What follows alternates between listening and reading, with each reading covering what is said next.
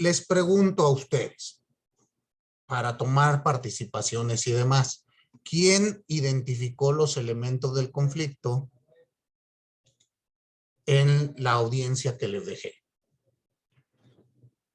Sandra, por favor, ¿la escucho?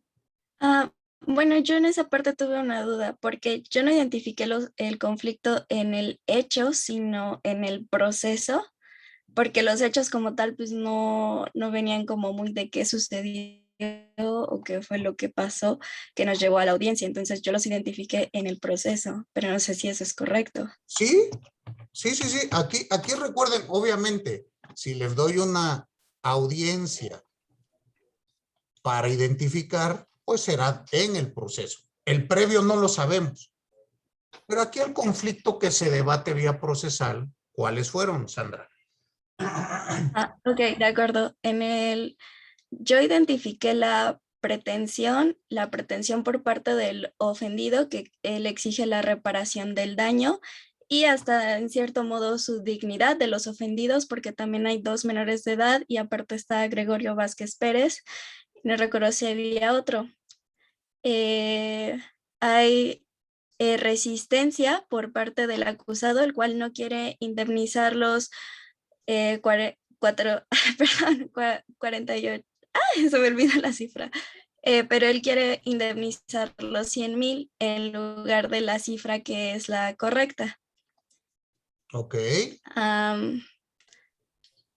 Así está trabando un poquito, profesor. Sí, denme un segundo, Eh, un segundito, déjenme entonces yo conectar. identifiqué, Permítame, ajá, permítame, déjenme conectar un cable porque se está yendo la luz aquí donde vivo y me está trabando mi pantalla. Un segundo. Muy bien, espero que ya haya quedado listo esto. Entonces me decía Sandra. sí, decía que la resistencia era del acusado que no quería indemnizar los 480,200 pesos, sino que quería dar una indemnización de 100,000 pesos y el acusado era José Antonio Valencia Serrano. Los participantes los dividían los participantes que están como del lado de la pretensión, por así decirlo, que es el Ministerio Público por Denis Montserrat Millán García, el asesor jurídico privado Adrián Polanco Polanco y los ofendidos José Gregorio Vázquez Pérez, que representa el interés de todos los ofendidos. Y por parte de la resistencia, el defensor, que es el licenciado David Salgado Ortega, y el acusado, que es José Antonio Valencia Serrano. Ok, entonces tenemos aquí un elemento de conflicto, ¿no? Unas personas pretenden 480 o al revés, uno pretende dar 100,000 y otro se resiste porque dice no son 100, son 400 y tantos. Y ahí podemos decir que hay un conflicto. Muy bien. ¿Fue lo que identificaste, Sandra? Así, y en este sentido, el objeto es la reparación monetaria. Exacto, una reparación del daño. Perfecto. Gracias, Sandra. Diego, te escucho. Sí, profesor. Bueno, lo que yo puedo identificar en cuanto al objeto es lo mismo que se mencionaba, que se busca la reparación del daño hacia con el ofendido, que es representante de los demás ofendidos durante pues, el acto. También encontré que los sujetos, pues por parte del Ministerio Público está la licenciada Lilian García. En cuanto al asesor jurídico, se encuentra el licenciado Adrián Polanco Polanco y el ofendido, que está en representación de los demás, que es José Gregorio Vázquez Pérez. Y en cuanto a la defensa, se encuentra el licenciado David Salgado y el acusado José Antonio Valencia Serrano. En cuanto a la pretensión, pues yo puse que ellos querían solucionar el problema mediante la reparación del daño por medio de la entrega de 200,000 pesos, ya que en primera instancia habían mencionado que habían dado 1,000 pesos a una persona y que buscaban dar 1,000 pesos a otra, pero en realidad se buscaba por parte de lo que es el ofendido 400,000 para cada una de las personas ofendidas. Eh, Posteriormente se mencionaba, yo en cuanto a la resistencia, pues puse que, pues más que nada que se estaba analizando el proceso para ver si se llegaba a aceptar la oferta de los 200,000 pesos y bueno, es lo que yo puse, pero no sé si esté bien. Ok. Bueno, pues más o menos, pero las cantidades me llaman la atención, porque yo recuerdo que son 100,000 No sé por qué bueno, escuchaste 200. Bueno, es que tal vez entendí mal, pero habían mencionado que habían tratado con un ofendido darle 100,000 y que ellos en realidad estaban buscando 400, pero dijo, lo que podemos hacer es dar otros 100,000 para que sean 200. Entonces es lo que yo entendí, no sé si esté bien. Ok, bueno, es que aquí debemos de ir separando, ¿no? Porque lo que se arregló con otro ofendido, pues es otro sujeto. Es decir, si yo tengo un pleito contigo y con Jonathan, pero con Jonathan yo ya resolví mi problema, ¿qué? ¿Lo vas a meter al pleito que tengo contigo? No se puede. Exacto. No, Y tendría que ser individual. eso es lo que está intentando hacer el defensor, ¿no? Él dice, bueno, es que lo otro, bueno, pero eso ya es otra historia. Pero bueno, identificaste el conflicto. Ya lo que tiene adentro tendríamos que verlo después. Muchas gracias, Diego. Jonathan, porfa. Hola, buenos días, profe. Buen día. Bueno, en primer caso, los sujetos que están en conflicto, pues es la parte del ofendido, que es José Gregorio Vázquez, y en la parte del acusado, José Antonio Valencia Serrano.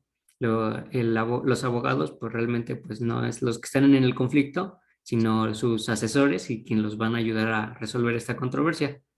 La jueza, pues va a ser la mediadora y va a ser la que, pues va a estar ahí No, no. ayudándolos a llegar a un cierto punto. Ok. Tienes razón aquí en estos aspectos que tú señalas. Ejemplo, Adrián Polanco, pues no está en el conflicto. Yo solo soy representante. ¿Estamos? Sí. Igual que el colega en la otra esquina. Los que tienen el conflicto son A contra B. Muy bien. Ahí eso de que la juez es mediadora ya tendríamos que analizarlo, ya llegaremos cuando analicemos la mediación, pero te adelanto, yo soy enemigo de pensar que los jueces cumplan una función de mediación. O sea, para eso hay mediadores. No, Ok. el juez no debe de mediar, pero bueno, ¿qué más? ¿Qué más viste? En el caso de la pretensión, pues se buscaba que se reparara el daño, bueno, se evaluó en 400,000 pesos. En el caso de la resistencia, se vio, bueno, lo que la parte del acusado quería era la suspensión condicional del proceso. Entonces, pues se quiso como que llegar a un acuerdo, pero realmente pues no se pudo entre ambas partes, ya que pues el asesor de la defensa de las víctimas no quiso, porque en primer lugar, pues no se respetaba de cierto modo la dignidad y la persona, el acusado, pues no reconocía que estaba causando un daño o que lo había causado. Entonces, por ese motivo y otros, además de que quería pagar cierta cantidad que no cumplía al principio, porque quería pagar 50,000, ya después regresaron con 100,000, eh, pues no cumplía de cierto modo, con los requisitos. Entonces, pues no se pudo llegar a un acuerdo. Y bueno, yo vi que bueno, a eso yo lo llamé resistencia porque pues querían llegar con algo y resistió de que no y no, porque tú no estás cumpliendo pues con lo que uno quiere. Y bueno, en el objeto del debate pues estaba que si se podía llegar a tener otro juicio, realmente esa parte no la entendí tanto, pero llegar a resolver el conflicto en otra instancia. Ok, muy bien, muy bien. Jonathan, ¿alguien más quiere participar?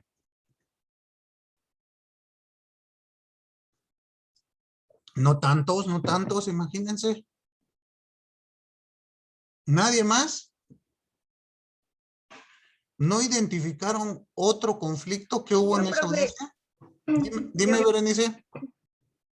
yo en pretensión encontré que no, sí, que el acusado quería que le pagara la parte ofendida la cantidad de 480,200 pesos y la resistencia fue que el acusado no quería pagar esa cierta cantidad porque ya había dado una parte y en objeto encontré, bueno, yo identifiqué que era el pago de reparación del daño y en los sujetos igual encontré que eran personas físicas y era la parte ofendida y el acusado. En la parte ofendida estaba José Gregorio Vázquez Pérez y como acusado estaba José Antonio Valencia Serrano. Ok, pero ¿por qué, Berenice, dices que la pretensión es el pago de esa cantidad de 400? O sea, quien realizó la petición fue, El ofendido que quería que le pagaran esa cierta cantidad. pero en la audiencia tú ves eso? ¿O quién está pretendiendo en la audiencia? ¿Ofendido? Mándeme. El ofendido.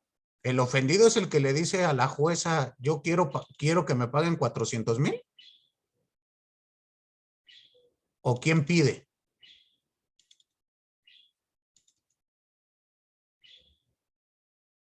¿Quién le dice a la jueza? ¿Quién inició? No, son los asesores del ofendido, ¿no? Sí, Exacto, ya. los abogados, pero no del ofendido.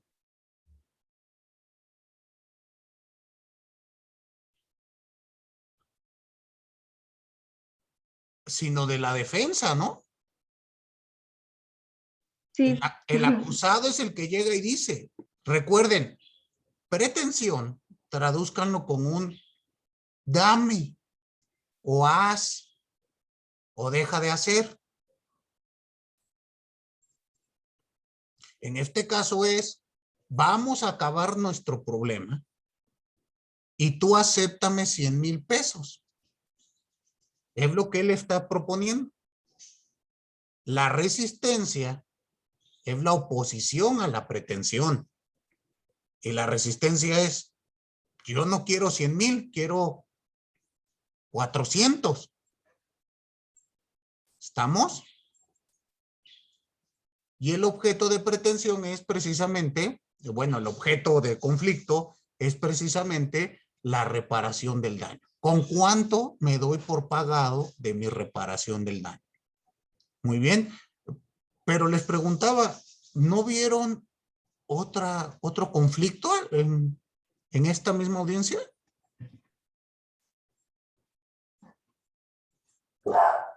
Sí, me parece que se refiere a todo lo del amparo, que Ah, fue como la segunda parte de la discusión.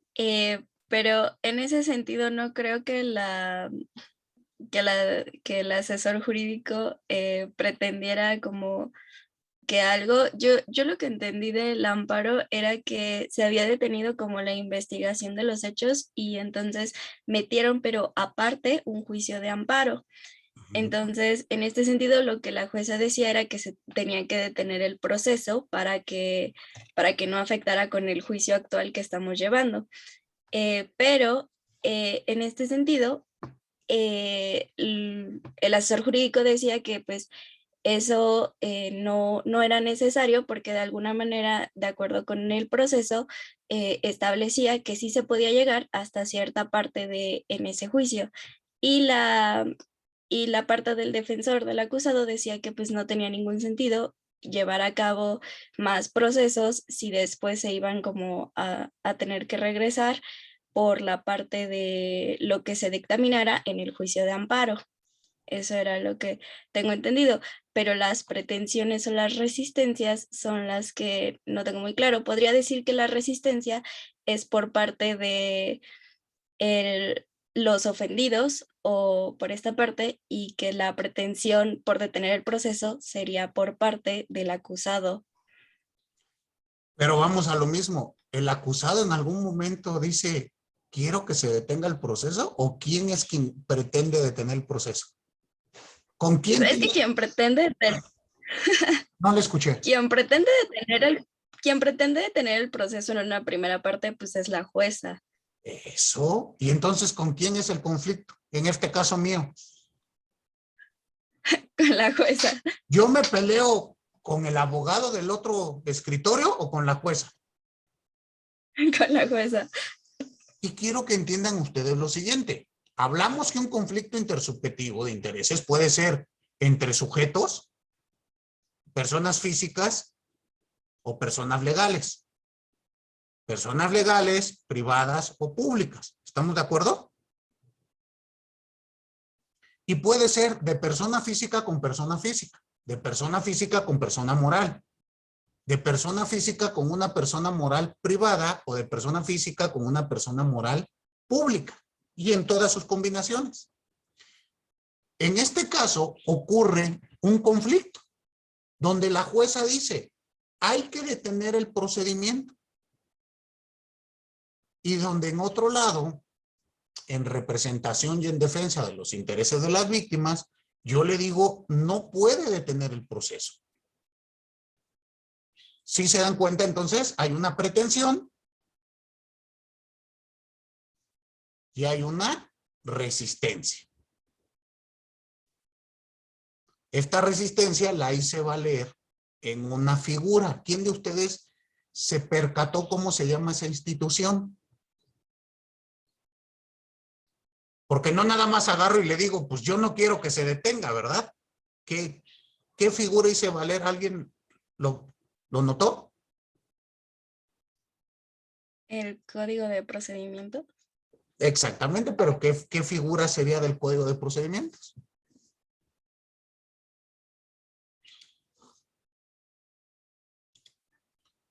Le dije, en este acto hago valer ¿qué? ¿Una qué?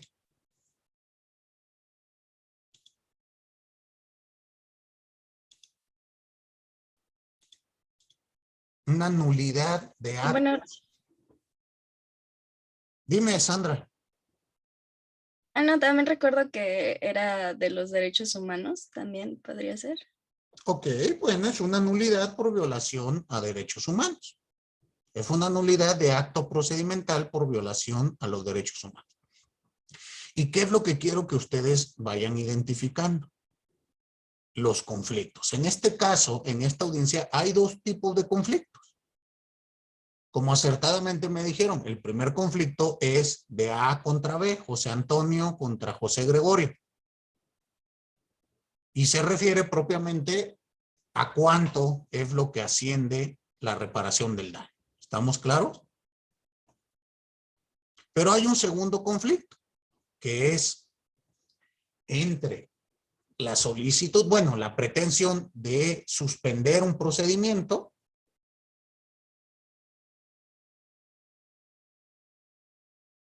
porque existe un amparo pendiente de resolución. ¿Sí notaron todos estos dos momentos o no? ¿Sí? Muy bien. Les pregunto, ¿ya habían ustedes visto alguna audiencia antes? ¿Y qué les pareció?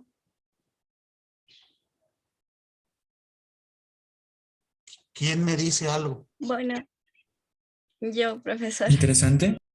Díganme, Sandra. Bueno, a mí me pareció muy interesante, sobre todo hay muchos términos que no comprendí y mucho lenguaje jurídico, el cual costó trabajo traducir a mi estado actual. Pero me gustó, lo que sentí es que me faltó como toda la historia para tener un desenlace, cómo termina y por qué sucedieron los hechos, pero de ahí en fuera fue una buena experiencia a nivel de, sobre todo de lenguaje, porque la jueza cuando hablaba así después ya era como, esperen, me perdí, tengo que regresarlo todo otra vez. Bueno, claro, obviamente es primera vez que les toca ver algo de esto, pero poco a poco se van a ir habituando. Trataré de compartir más audiencias para que ustedes vayan teniendo familiaridad con el lenguaje. Obviamente, aquí es una discusión en un procedimiento penal, ¿no? Yo sé que todavía no llevan procesal penal, pero aquí recuerden que la dinámica o la finalidad es que ustedes identifiquen el conflicto. Ya después le ponemos todo lo que reviste la idea penal. Pero mientras, me interesa que empiecen a identificar. Dime, Jonathan. Pues en mi caso fue muy interesante y también, pero bueno, también de conocimiento porque realmente nunca había visto una audiencia ni de ninguna rama. Y bueno, vi varios, bueno, estuve anotando como varias cosas no comprendía o principios, porque dijo de acuerdo al principio de continuidad, de acuerdo al principio de debido proceso. Entonces, pues hubieron varias cosas que pues se me hicieron interesantes y sé que las vamos a ver en el camino, pero hubieron varias cosas que dije, a ver qué está diciendo el abogado. Y bueno, nunca había visto que todo lo que decía el abogado se lo volvían a repetir bueno, no se lo volvían a repetir, pero le decía la jueza a la víctima o en el caso al acusado, ¿está de acuerdo con lo que dijo su cliente, digo, su defensor? Pues ya le decía que sí estaba de acuerdo. O sea, no solamente era como que el abogado habla y demás, sino que en parte afirma y confirma el, pues cada una de las partes. Claro, porque imagínense, si el abogado, voy a suponer, ¿no? Si la pretensión fuese 400,000 pesos, pero la víctima dice, a mí con los 100,000 que me están ofreciendo, mira, vámonos, y si el abogado se quiere hacer millonario, eso es boleto de él. Por eso le tienen que preguntar expresamente. Porque también será el caso, ¿estás de acuerdo? O al revés, que el abogado diga, a mí dame 30,000 pesos y que se acabe esto, y la víctima diga, son 200,000. Entonces, es indispensable. ¿Por qué? Porque a veces los abogados pueden hacer enjuagues, ¿no? Entonces, qué bueno que lo notas. Dime, Emilio. Sí, profe, es que a mí me sorprendió bastante, ya sea o en el momento, como usted, por ejemplo, cuando la jueza se refirió a lo del amparo, como fue sacando todos los artículos y me sorprendió ya sea en el momento o la preparación previa que tienen que tener para saber a cualquier caso de lo que vaya a responder la contraparte de la defensa o ya sea la jueza, todo lo que tienen que tener preparado anteriormente para responder con los fundamentos necesarios. Entonces sí es, o sea, me hizo pensar como todo el trabajo previo que debe tener o en el momento todos los conocimientos que debes tener para responder con los fundamentos que se requieren, ¿no? Claro, bueno, usted, el primer pecado de un abogado es llegar a una audiencia sin prepararse. No, no puedes, es indebido. Entonces, usted tiene que ir preparado para el mayor número de escenarios posibles. Y aún así, puede haber uno que en ese momento te saque de balance y tengas que recomponer. Pero bueno, qué bueno que lo vas notando. Poco a poco ustedes van a ir adquiriendo esas habilidades. Muy bien. Bueno, pues qué bueno que entonces veo que ya medio empiezan a notar, identificar estas figuras.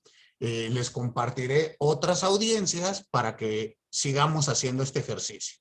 ¿Sale? Pero noten que en un mismo acto puede haber uno o dos conflictos. ¿Estamos?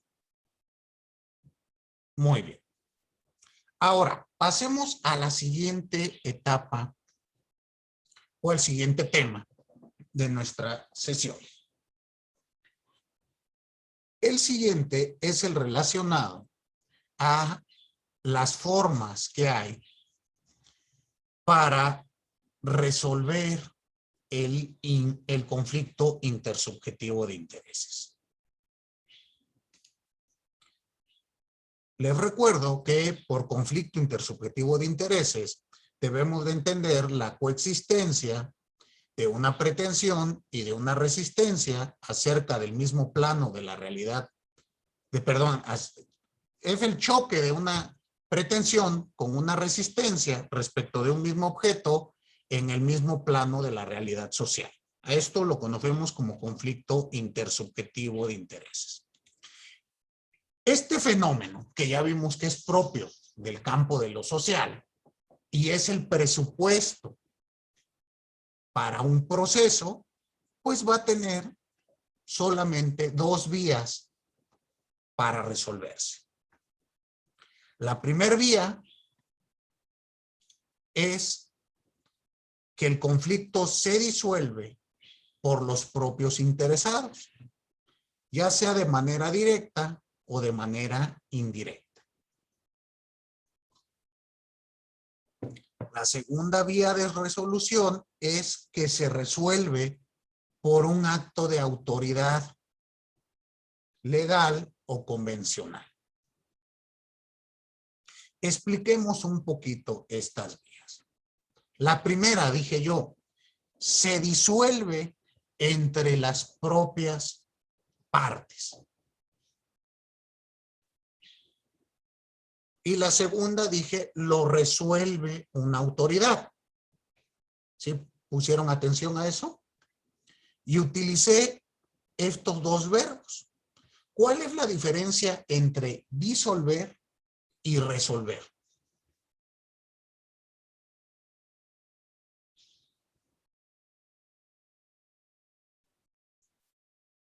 Les pregunto. Profesor, Dime, Gabriel.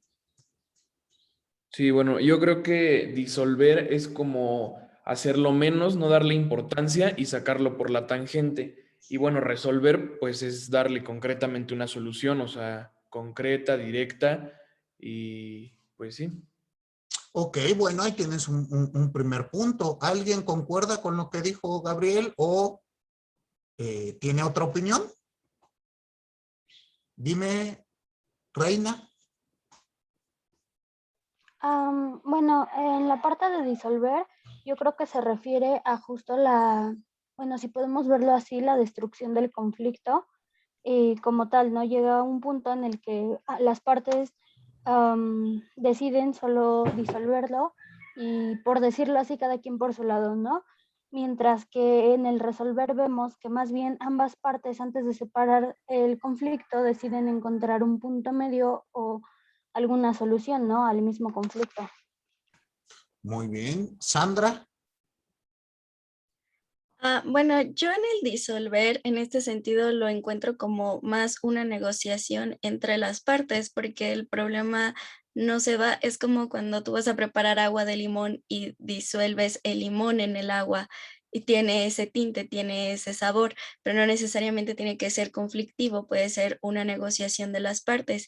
Y por otro caso, cuando hablamos de por acto de una autoridad legal, pues lo entiendo más como una especie de obligación de ya se te está obligando a que pagues, se te está obligando a que no hagas, y de esa manera lo entiendo. Ok, muy bien, muy bien. Diego. Sí, bueno, yo entendería como disolver como aquel consenso en el que ambas partes ganarían o se beneficiarían de algún conflicto, si se tiene, y resolver ya es como que entre otro tercer factor que llegue a, pues ahora sí que a como tal dar solución al conflicto, pero que probablemente sea beneficioso para una parte y para la otra no. Sin embargo, se hace lo que, pues el factor 3 o el tercer factor llega a involucrarse, ¿no? Siento que pues más o menos va por ahí. Ok, ¿tu nombre completo? Diego Fernando González Paredes. Muchas gracias, Diego. Piensen ustedes lo siguiente. El verbo disolver quiere decir que algo se fricciona o se reduce hasta el grado de desaparecer. ¿No es así?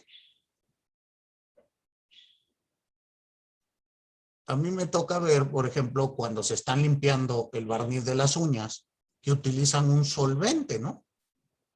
Para disolver el barniz, ¿o no es así?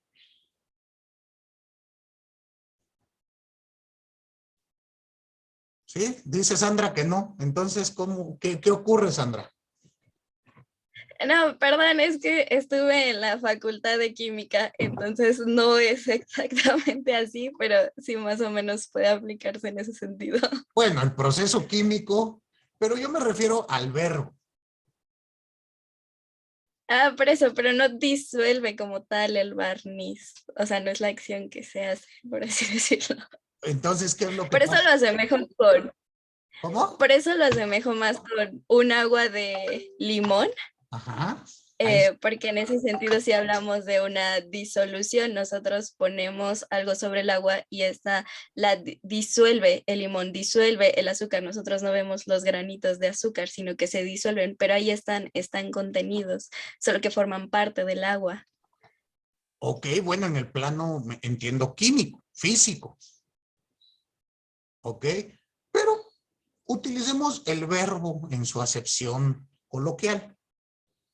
Yo entiendo que técnicamente pues habrá diferencias, ¿no? Como en lo jurídico. Pero pensémoslo del siguiente modo. Cuando yo digo que estoy disolviendo un conflicto, pues el conflicto no se debe de quedar encapsulado, sino el conflicto debe de desaparecer. Porque si no, pues no tiene sentido alguno que el conflicto quede ahí. Cuando hablamos de una disolución de un conflicto, quiere decir que las propias partes, A y B, llegan a una solución. Ellos de manera directa o de manera indirecta con ayuda de algún tercero. Pongo un ejemplo. Acá, en mi domicilio, mis hijos casi todos los días se pelean y discuten para ver a quién le toca lavar los trastes. ¿Les ha tocado con sus hermanos algo así? ¿Y qué puede pasar? Que entre ellos mismos disuelvan el conflicto. ¿El conflicto cuál es? La pretensión. Yo no quiero lavar los trastes. Bueno, te toca lavar los trastes a ti y la resistencia es no me toca a mí. ¿Estamos? El objeto del conflicto es lavar los trastes. Ellos pueden hablar y ponerse de acuerdo. No, recuerda que yo lavé los del desayuno y a ti te tocan los de la comida. Bueno, ellos pueden llegar a una solución. Y entonces el conflicto se disolvió. Ambos sujetos quedan satisfechos con lo ocurrido. ¿Queda claro? Pero como nos decía Diego hace un momento, puede darse el caso de que no se pongan de acuerdo. Y yo no los lavo y yo tampoco los lavo. Y entonces pues no se lavan los trastes. Pues esto no puede ser así. Entonces viene una segunda vía. Que hablábamos de alguna autoridad. En este caso, bueno, vamos a suponer que yo como padre sea una autoridad. ¿Estamos? Y entonces yo le digo, lávalos tú, Elías. Punto, ya. Resuelvo el conflicto. Los lavas tú ahorita y los de la comida le tocan a Fernanda. Y se acabó. ¿Están de acuerdo que con esta actividad que realizó un tercero, donde yo resolví el conflicto, puede que una de las partes quede disconforme? ¿O incluso puede que las dos de las partes queden disconformes? Y entonces tenemos esta primer gran diferencia. En la primer vía, en la disolución del conflicto, teóricamente ambas partes quedan conformes. Por eso hablamos que se disuelve el conflicto, es decir, de tal modo que prácticamente desaparezca. Por el otro lado, resolver el conflicto al tratarse de un acto de autoridad,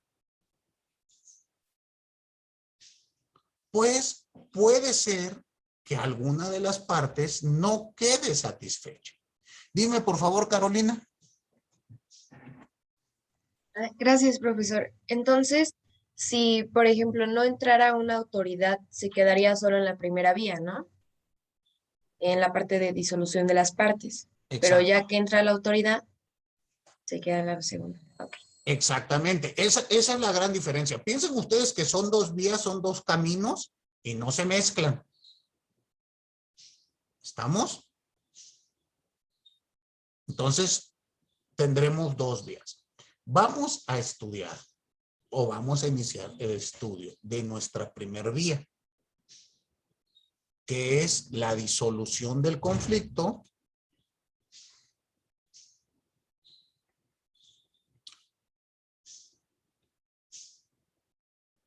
y que se va a realizar a su vez por dos formas posibles. La primera, la autodefensa, y la segunda, la autocomposición. Empezaremos hoy estudiando la autodefensa con el tema de la autodefensa.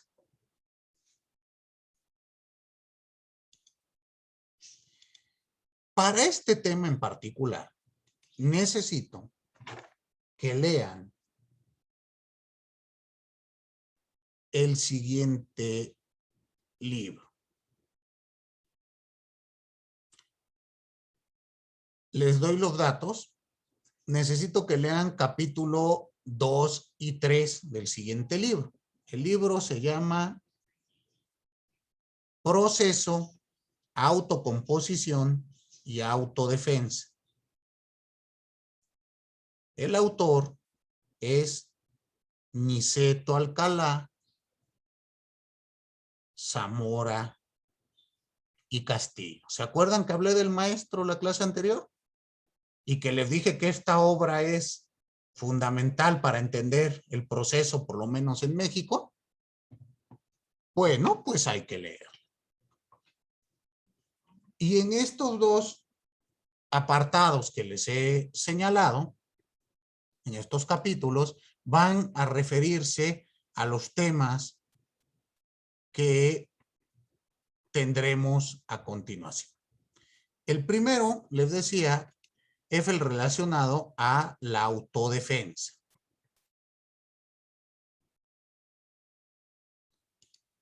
Y vamos a analizar esta figura. Muy bien.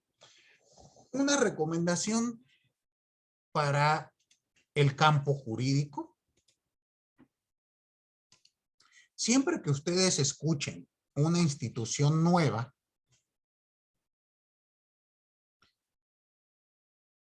piensen o analicen el nombre de la misma.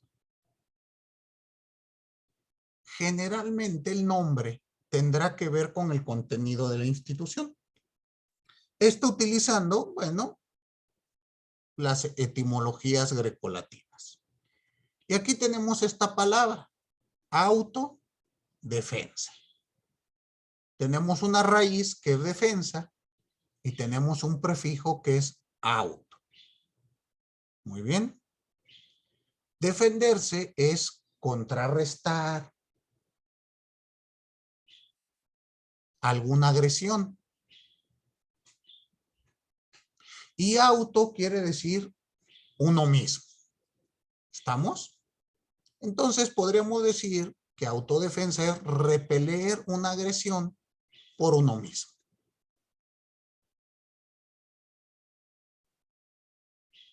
Veamos ahora la figura en el plano de lo jurídico. Vamos a decir que la autodefensa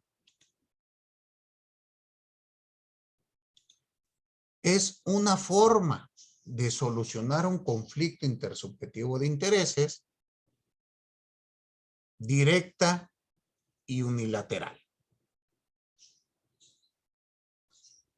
mediante la cual la parte afectada por el conflicto no acepta el sacrificio del interés propio y hace uso de la fuerza. Ahí por favor pongan entre paréntesis legítima.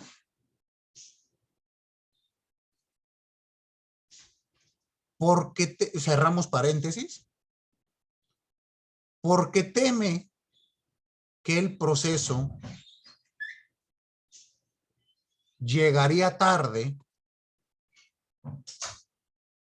para evitar la consumación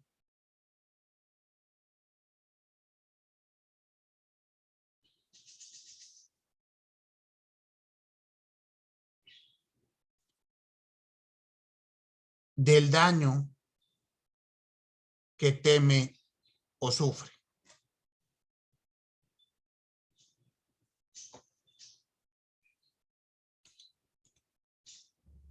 Vamos a explicar esta definición.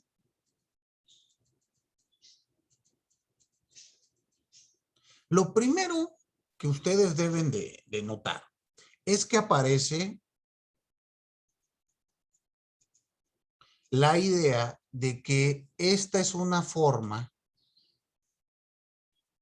directa y unilateral. Estas dos características que acabo de señalar, directa y unilateral, vuelven a esta institución como característica. Nos permite identificarla de otras que analizaremos a continuación. Cuando se dice que es directa, bueno, unilateral, pues otra vez, ¿no? Lateral o lado, pues quiere decir un solo camino. Y uni, que nada más hay uno, un solo camino. Cuando yo digo que es unilateral, quiere decir que uno de los sujetos inmiscuidos en el conflicto es quien toma la decisión, sin interesarle la opinión del otro sujeto.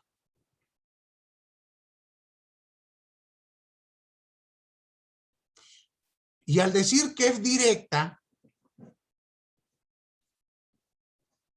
se establece que no requerimos de que algún tercero o la autorización de nadie más para realizarlo, sino que el sujeto la hace porque él así lo quiere. Por eso es unilateral y directa. Vamos a ver que esto no ocurre en las otras formas de solución. ¿Pero en qué va a consistir? Bueno, en repeler una agresión y hacer uso de la fuerza. Y decía yo, es un uso de la fuerza legítimo. Por lo tanto, las formas de autodefensa están establecidas en la ley. ¿Por qué? Porque hay que entender desde este momento que todo uso de la fuerza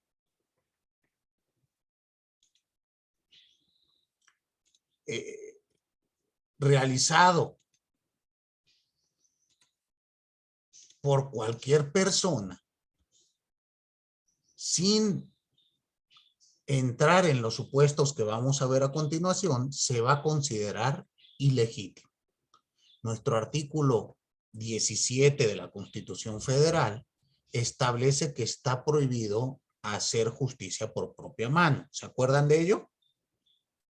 Yo no puedo agarrar a golpes a una persona que me debe dinero para cobrarme. Eso jamás se puede entender como una forma de solución de conflictos legítimos. ¿Queda claro? La autodefensa la estudiamos en primer lugar porque es la forma más natural de solventar un conflicto. Pero hay que entender que a lo largo de la evolución de nuestros sistemas sociales hemos ido estableciendo límites para ello. ¿Cuál es el claro, bueno, el ejemplo que normalmente utilizamos? La legítima defensa. ¿Alguno de ustedes tiene idea de qué se trata la legítima defensa? En Se materia trata penal. de un acto en defensa propia. Yo lo había aplicado en un homicidio en defensa propia.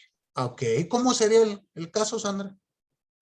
Bueno, en este caso, la persona le apuñaló y le realizó una herida en el brazo argumentando la legítima defensa, que fue en propia defensa de su vida y que no tenía pues la intención de provocar ningún daño o repercusión, sino que era un acto en defensa. Ok, ahí tenemos un ejemplo. Quien está recibiendo una agresión realiza una actividad de manera unilateral y directa para defender sus intereses. Dime, Gabriel. Bueno, yo la legítima defensa la entiendo como que es un proceso de impedir o repeler toda agresión injusta de bienes propios o de un tercero. Muy bien, bueno, es una definición, pero hay que entender. Dime, Carolina.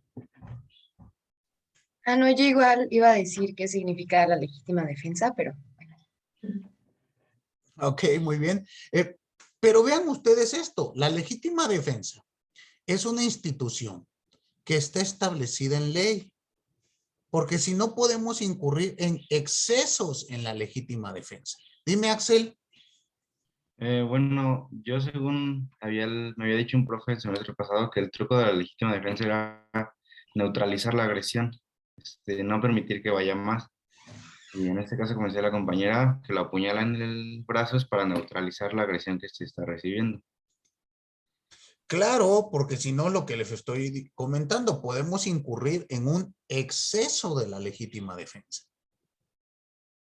Y entonces, si hay exceso en la legítima defensa, habrá que responder. La legítima defensa es una excluyente de responsabilidad, no del delito. Es decir, el delito existe, lo que no hay es responsabilidad. Pero bueno, ese es el ejemplo en materia penal. Dense cuenta que está reglamentado. En otros campos del saber jurídico, como la materia civil, también existe formas de autodefensa. ¿Ya están llevando cursos de civil? No sé si ya llegaron a este punto. Establece el propio Código Civil que cuando las ramas de un vecino invaden mi predio, puedo cortarlas. ¿Ya vieron esos casos? Y al cortarlas, yo no incurro en responsabilidad. ¿Por qué? Pues porque están arriba de mi predio. O lo mismo con las raíces. ¿Sí vieron este ejemplo o no? Ya lo vieron, Axel. Bueno, es una forma igual de autodefensa. Estás invadiendo, estás afectando mi interés. Yo tomo la decisión unilateral de dar una defensa. También en materia civil les platican el tema de cuando estás tú persiguiendo, habla todavía de un enjambre o un ganado que se va al terreno o al predio del vecino. Pues tú estás en el acto de la persecución, pues no tienes que solicitar la autorización de tu vecino para entrar al inmueble, porque de aquí a que lo hagas, pues tu animalito, tu interés ya, pues a lo mejor ya se fue o ya causó un daño mayor. Claro que tendrás que responder civilmente de los daños que ocasione el animal. ¿Estamos de acuerdo? Y así habrá que analizar materia por materia si tiene cabida la autodefensa y cuál es su contenido. Hay materias donde no existe autodefensa. Piensen en el campo del derecho fiscal. Yo no puedo decirle al fisco, no te voy a pagar impuestos, porque luego los usas para hacer rifas. No puedo. ¿Estamos? No existe en la materia fiscal una autodefensa.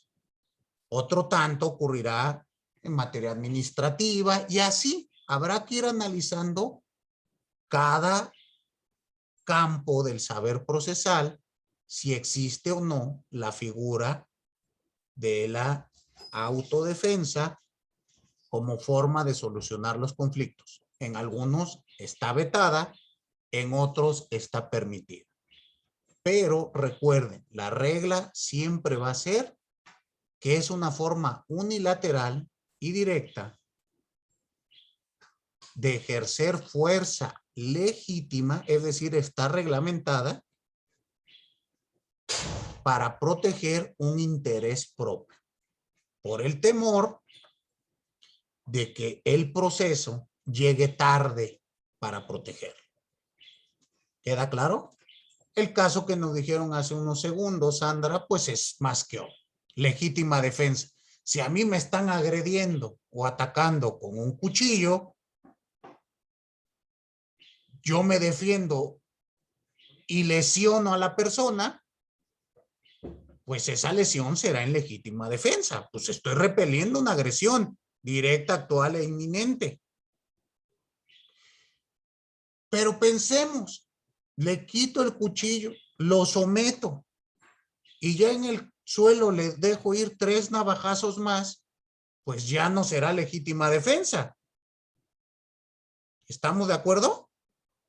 Porque ya no repelí la agresión, ahí ya lo que hice fue agredir. Está reglamentado. El propio Código Penal establecerá cuándo estamos en un caso de legítima defensa y cuándo ante un exceso de la mesa. Lo mismo con el tema de cortar las ramas. Pues yo puedo cortar las ramas que pasen la barda, ¿no? Que estén sobre mi predio.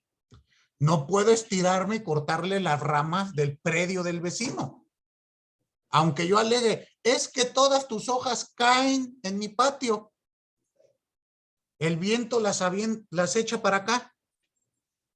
No, ¿estamos? Porque ya no será la figura. Pregunto, ¿quedó clara la figura de la autodefensa?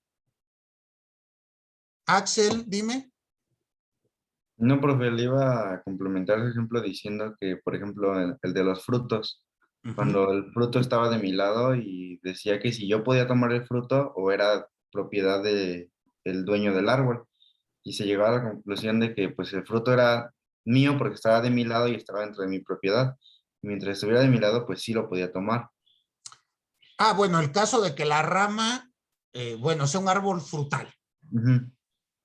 Y el fruto cae en mi predio. Sí. Si me lo puedo comer o no. O, sí, o si ¿Quién lo es puedo el arrancar. propietario? Sí, soy yo en este caso. En ese caso, bueno, sí, me parece a mí que también es en ese sentido, pero ahí sí estamos, bueno, en esta figura. Entonces ahí es válido que tú aproveches el fruto que cae sobre tu predio, aunque el árbol no sea tuyo. Me parece que es una forma de solucionar el conflicto. Muy bien. Perfecto. Entonces, ¿no hay ninguna duda ya con esto? Yo sí tengo una duda, profe. Dime, Jonathan. Cuando se refiere, bueno, dijo ahorita que la autodefensa, como la legítima defensa, era una institución de la ley. ¿A qué se refiere cuando es una institución? Ok. Bueno, autodefensa, vamos a ir diferenciando, ¿no?